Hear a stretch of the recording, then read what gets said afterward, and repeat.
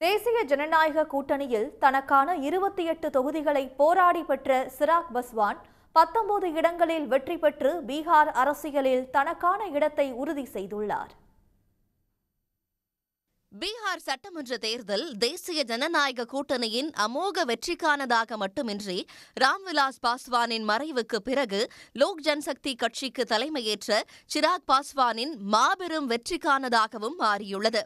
பீகார் அரசியலில் முக்கிய ஆளுமையாக விளங்கிய ராம்விலாஸ் பாஸ்வான் 2020 அக்டோபர் மாதம் காலமானார்.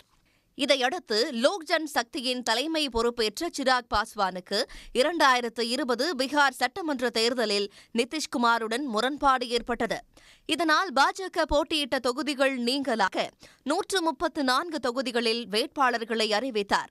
அப்போது ஒரே ஒரு தொகுதியில் மட்டுமே சிராக் பாஸ்வானால் வெற்றி பெற முடிந்தது என்றாலும் பல தொகுதிகளில் நிதிஷ்குமாரின் ஐக்கிய ஜனதா தளத்தின் தோல்விக்கு காரணமானார். எனினும் ராம்விலாஸ் பாஸ்வானின் வசீகரமும் அரசியல் ஞானமும் அவரிடம் இல்லை என்று விமர்சிக்கப்பட்டது. இதனிடையே 2021ஆம் ஆண்டு குடும்ப பிரச்சினை காரணமாக லோக் ஜன் சக்தி கட்சியும் இரண்டாக உடைந்தது.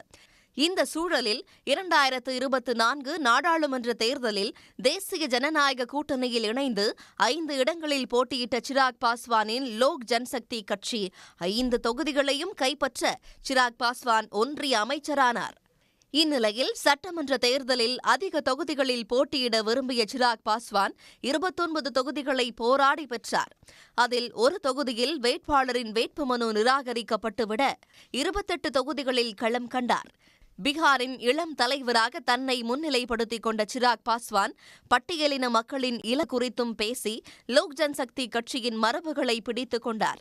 லோக் ஜன்சக்தியின் வரலாற்றில் தற்போது பெற்றுள்ள வெற்றி மிக முக்கியமானதாக பார்க்கப்படுகிறது. 2005 தேர்தலில் 178 தொகுதிகளில் போட்டியிட்டு அக்கட்சி 29 தொகுதிகளில் வென்றதே அதிகபட்ச வெற்றியாக இருந்த நிலையில் தற்போது 28 தொகுதிகளில் போட்டியிட்டு 19 தொகுதிகளை கைப்பற்றியுள்ளார். இந்த சூழலில் பீகாரின் துணை முதலமைச்சர் பதவியை சிராக் பாஸ்வான் கோர உள்ளதாக வெளியாகியுள்ள தகவல்கள் எதிர்பார்ப்பை ஏற்படுத்தியுள்ளன. உடனுக்குடன் செய்திகளை தெரிந்து கொள்ள சன் நியூஸ் பெல் ஐகானை கிளிக் பண்ணுங்க.